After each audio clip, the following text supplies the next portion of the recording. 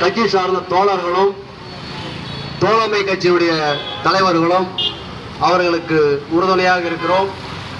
ஜனநாயக மக்கள் கழகமும் தொடர்ந்து திராவிட எழுச்சி பேரவைக்கு உறுதுணையாக இருப்போம், என்றும் இருப்போம் என்று தெரிவித்துக் கொண்டு, ஜனநாயக மக்கள் கழகம் தொடர்ந்து ஈரோடு மாவட்டம், நாமக்கல் மாவட்டம், பெருந்துறை, திருப்பூர், சேலம் போன்ற மாவட்டங்களில் இது போன்ற சாயப்பற்ற, செலவப்பற்ற கழிவுநீர் காவேரி ஆற்றில், நொய்யல் ஆற்றில், மணிமுத்தாறு ஆற்றில் கலக்கக்கூடாது என்று சொல்லி தொடர்ந்து அந்தந்த மாவட்டங்களில் நிறைய போராட்டங்கள், ஆர்ப்பாட்டம் நடத்தி கொண்டே இருக்கிறோம். அதனுடைய முன்னெடுப்பாக தொடர்ந்து திராவிட எழுச்சி பேரவையும் பின்தொடர்ந்து வருகிறது. சாமானிய மக்கள் கட்சியும் அதனுடைய செயல் தொடர்ச்சியாக வருகிறது. இது போன்ற ஒரு சில அமைப்புகள் மட்டுமே இதை முன்னெடுப்பதை தவிர்த்து அனைத்து அமைப்புகளுமே இதனுடைய நிகழ்ச்சி போராட்டங்களை கையில் எடுக்க வேண்டும். மக்கள் போராட்டமாக உருவாக வேண்டும்.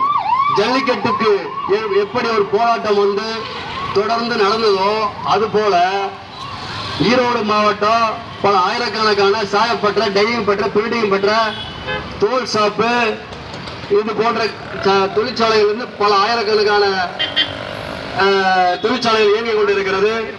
அது சில கம்பெனிகள் வந்து சுத்திகரிப்பு நிலையம் கட்டி வைத்திருக்கிறார்கள்.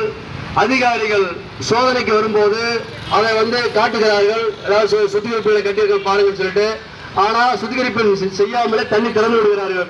சுத்திகரிப்பு செய்தா ஒரு லிட்டருக்கு 3 ரூபாய் 4 ரூபாய் செலவாகுது திறந்து விட்டுறாங்க. அந்த தண்ணி பூரா காவேரி ஆற்றுல கலக்குது. ஈரோடு பெரும்பள்ளவோட, பிச்சைக்காரம்பள்ளவோட, சுண்ணாம்போட, மடவப்பாளையம், வில்லர் சம்பட்டி, வைராபாளையம், ராசாம்பாளையம் போன்ற எல்லா பகுதிகளிலுமே அப்படியே திறந்து விடுறாங்க. மாசு கட்டுப்பாட்டு வாரியம், ஈரோடு மாவட்டத்தில் இருக்கக்கூடிய அதிகாரி மாசு கட்டுப்பாட்டு வாரிய டி அவர்கள் ஒரு குழு அமைத்திருக்கிறார்கள். அந்த குழுவின் மூலமாக 5 பேர் 7 பேர் கொண்ட குழு வந்து ஒவ்வொரு கம்பெனியாக நேரில் சென்று ஆய்வு செய்து எந்தெந்த கம்பெனியில வந்து காமன் பிளான்ட் சுத்திகரிப்புகளை கட்டியிருக்காங்களோ அதை வந்து நடைமுறைப்படுத்தவும், சுத்திகரிப்பு நிலையம் கட்டாத கம்பெனிகளை இழுத்து சீல் வைப்பதும், அவங்க 1 மாதம் கழித்து மறுபடியும் திறந்து விடுவதும், மறுபடியும் சீல் வைப்பதும், திறந்து விடுவதும், இதே வேலையா இருக்காங்க. சுத்திகரிப்பு நிலையம் கட்டவில்லை என்று சொன்னால் மறுபடியும் அனுமதி கொடுக்க கூடாது. சுத்திகரிப்பு கட்டுவதற்கு உண்டான போதிய நிதி மத்திய அரசாங்கம், மாநில அரசாங்கம் இந்த ஈரோடு மாவட்டத்துக்கும் நாமக்கல் மாவட்டத்திற்கும் ஒரு 1000 கோடி ரூபாய் நிதி ஒதுக்கி காமன் பிளான்ட் பொது சுத்திகரிப்புகளை கட்டி அந்த தொழிற்சாலைகளை இயங்க வேண்டும். தொழிற்சாலையில் பல ஆயிரக்கணக்கான தொழிலாளர்கள் வேலை செய்யறாங்க, அவர்களை காப்பாற்ற வேண்டும். அனைத்து மக்களுக்கும் நோய் இல்லாம, பாதிப்பு இல்லாம வாழ வைக்க வேண்டும் சொன்னா தமிழக அரசாங்கம் தொடர்ந்து கோரிக்கை வச்சுக்கிட்டே இருக்கிறோம். நாங்க தொடர்ந்து ஈரோடு மாவட்ட கலெக்டர் லெட்டர் கொடுக்கிறோம், நாமக்கல் மாவட்ட கலெக்டர் லெட்டர் கொடுக்கிறோம், திருப்பூர் மாவட்ட கலெக்டர் லெட்டர் கொடுக்கிறோம், சேலம் மாவட்ட கலெக்டர் லெட்டர் கொடுக்கிறோம். ஆனா கொடுக்கக்கூடிய லெட்டர்கள் அனைத்து தபால்களுமே உடனடியாக பரிந்துரை செய்யறார், இது மாசு கட்டுப்பாட்டு வாரியத்துக்கு போகணும். அவர் என்ன செய்யறாரு, அதை வாங்கி பார்த்துட்டு ஒரு ஜீப் எடுத்துக்கிட்டு எல்லா கம்பெனியும் ஒரு சுத்துற மாதிரி சுத்திட்டு ஒரு அறிக்கை ஒன்று அனுப்பிடுறாரு. உங்க நீங்க மனுவை நாங்க பார்த்துட்டோம், நாங்க ஆய்வு பண்ணிட்டோம், ஆய்வு பண்ணிட்டோம் சொல்லிட்டு. அதாவது மாவட்ட கலெக்டர் கொடுக்கறது இது வந்து சின்ன ஒரு இலவச வீட்டு மன பட்டாவுக்கும் அல்லது வந்து ரோட்ல டிச்சு சரியில்லை, லைட் எரியன்னு சொல்லி கொடுக்கல. ஆயிரக்கணக்கான, லட்சக்கணக்கான, கோடிக்கணக்கான மக்கள் குடிநீர் வாழ்வாதாரத்தை காப்பதற்காக அந்த மாசு கட்டுப்பாட்டு வாரியத்தின் மூலமாக நாங்க வந்து கலெக்டர் கொடுக்கக்கூடிய லெட்டர் மாசு கட்டுப்பாட்டு வாரியம் அனுப்புறாரு நடவடிக்கை சொல்லி. கலெக்டரோட வேலை என்ன, கொடுக்கக்கூடிய தபாலை படிச்சுட்டு இது கலெக்டரால முடியாத வேலை, மாசு கட்டுப்பாட்டு வாரியத்தால முடிக்க முடியாத வேலை முதலமைச்சரால மட்டும்தான் முடியும். அப்ப லெட்டர் எழுதணும். இந்த மாவட்டத்தில் தொடர்ந்து எல்லா இயக்கங்களும், அமைப்புகளும், கட்சிகளும் போராட்டம் பண்றாங்க, மனு கொடுக்கறாங்க.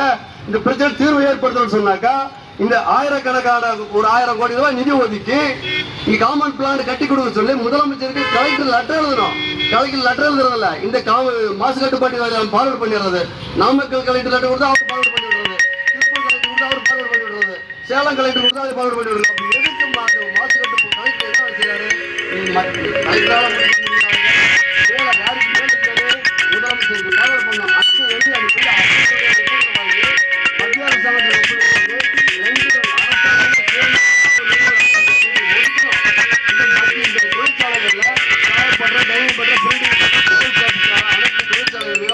மத்திய அரசாங்கத்துக்கு மாநில அரசாங்கம் அவங்க உற்பத்தி பண்ணக்கூடிய தொழிற்சாலைகளை வரி கட்டுறாங்க. பல 1000 கோடி ரூபாய் வரி கட்டிட்டு இருக்காங்க. அப்ப அந்த வரி கட்டக்கூடிய வருவாய் வரி வாங்குறது தெரியுது மத்திய அரசாங்கம் மாநில அரசாங்கத்துக்கு. தொழிற்சாலைகளுக்கு தேவையான ரோடு வசதி, கரண்ட் வசதி, தண்ணி வசதி, அவங்களுக்கு எல்லா வசதி செஞ்சு கொடுக்க வேண்டிய பொறுப்பு தமிழக அரசாங்கத்துக்கு மத்திய அரசாங்கத்துக்கு இருக்குது என்பதை இந்த அரசாங்கம் மாவட்ட கலெக்டர் உணர்வதில்லை. மாவட்ட கலெக்டர் மூலமாக கொடுக்கக்கூடிய மனு போய் சேர்வதில்லை. இது போல தொடர்ந்து ஏற்கனவே இருந்த திராவிட முன்னேற்ற கழகத்தினுடைய ஆட்சியில் இருக்கும்போது தமிழக முதல்வர் அவர்களுக்கும் நேரில் மனு கொடுத்திருக்கிறோம், துணை முதல்வர் அவர்களுக்கும் நேரில் மனு கொடுத்திருக்கிறோம். நடவடிக்கை இல்லை. ஆட்சி மாற்றம் வந்துவிட்டது. இப்பொழுது தமிழகத்தை ஆட்சி செய்து கொண்டிருக்கக்கூடிய தமிழக முதல்வர் மாண்புமிகு ஜோசப் விஜய் அவர்கள் ஈரோடு மாவட்டம், நாமக்கல் மாவட்டம், இதை தொடர்ந்து கீழே கடல் வரைக்கும் 10 மாவட்டங்களுக்கு போயக்கூடிய காவிரி நீரை காப்பாற்ற வேண்டும். காவேரிக்கு மேல கர்நாடகாவிலிருந்து வரக்கூடிய தொழிற்சாலைகள் கழிவு நீர் வருது. அதை தடுப்பதற்கு மத்திய அரசாங்கத்தோட தேசிய தீர்ப்பாயத்தின் மூலமாக காவேரியில கலக்கக்கூடாது, அனைத்து சாய தண்ணி கலக்கக்கூடாதுன்னு சொல்லி தமிழக முதல்வர் பிரதமருக்கு கோரிக்கை வைக்கணும். தமிழகத்தில் வரக்கூடிய தண்ணீரை மாசுபடாம பாதுகாக்கிறதுக்கு இந்த தொழிற்சாலைகளுக்கு காமன் பிளான் கட்டி கொடுக்கணும். அனைத்து மக்களையும் வாழ வைக்கணும், தொழிற்சாலை இயங்க வைக்கணும், மின்சாரத்தை வரி குறைக்கணும். இது போன்ற பல்வேறு விதமான இந்த மாவட்டத்தில் உள்ள அனைத்து மக்களை உயிர் கொள்ளக்கூடிய புற்றுநோய், நான் குடிக்கிற தண்ணியில புற்றுநோய் இல்லை, பைக் ஓட்டிட்டு போய் அத்தனை பேருடைய மக்களுடைய புற்றுநோய் வந்திருக்குது ஈரோடு மாவட்டம். இது மக்கள் போராட்டமாக மாற்றுவதற்கு மிகப்பெரிய ஒரு அளவு ஒரு 10,000 பேர் தேடி பேரணியாக சென்று ஈரோடு மாவட்ட கலெக்டர் கொடுக்கலாம்.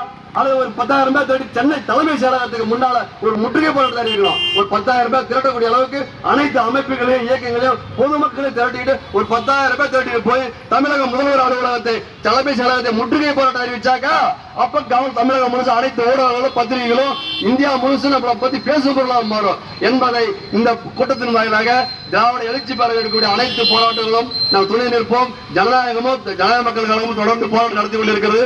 இங்க வருகை தந்துள்ள அனைத்து தோழர்களுக்கும், அனைத்து பார்வையை கேட்டுக்கொண்டிருக்கக்கூடிய இந்த தொழிற்சாலைகளை இயங்கிட்டு இருக்கிற அத்தனை தொழிற்சாலைகளை கொண்டு வேண்டாம்.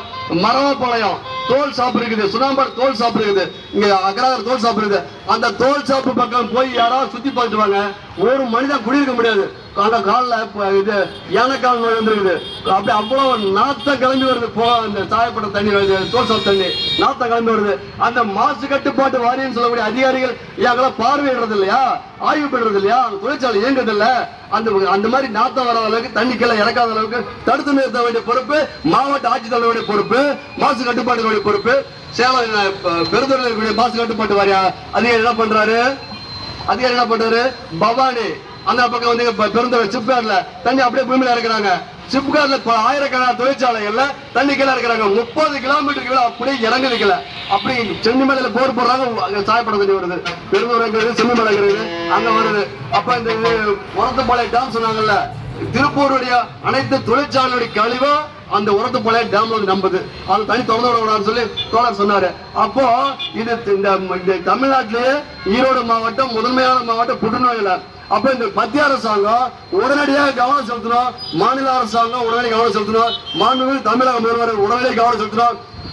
ஈரோடு மாவட்டத்தினுடைய மாண்புமிகு விஜய் பாலாஜி அவர்கள் இந்த கோரிக்கையை முன்னெடுத்து முதல்வர் அவரோட சேர்த்து உடனடியாக பொது சுத்திகரிப்பு கட்டுவதற்கு ஒரு ஈரோடு மாவட்டத்தில் ஒரு 500 கோடி, நாமக்கல் மாவட்டத்தில் ஒரு 500 கோடி மாநில அரசாங்கம் மத்திய அரசாங்கம் சேர்ந்து நிதி ஒதுக்கி கட்டி கொடுத்து அனைத்து தொழிற்சாலைகள் இயங்க வேண்டும், தொழிலாளர் வேலை வாய்ப்பு கொடுக்க வேண்டும், மக்களுக்கு நல்ல குடிநீரை வழங்க வேண்டும், வேலை வாய்ப்பு உருவாக்குவதற்கு நீங்க தமிழக அரசு நல்ல ஒரு முயற்சி எடுக்க வேண்டும் என்று கேட்டுக்கொண்டு என பேச வாய்ப்பளித்த திராவிட எழுச்சி பேரவை தலைவர் அவர்களுக்கும் வருகை தந்த அத்தனை தலைவர்களுக்கும் நன்றி கூறி விடைபெறுகிறேன். நன்றி, வணக்கம்.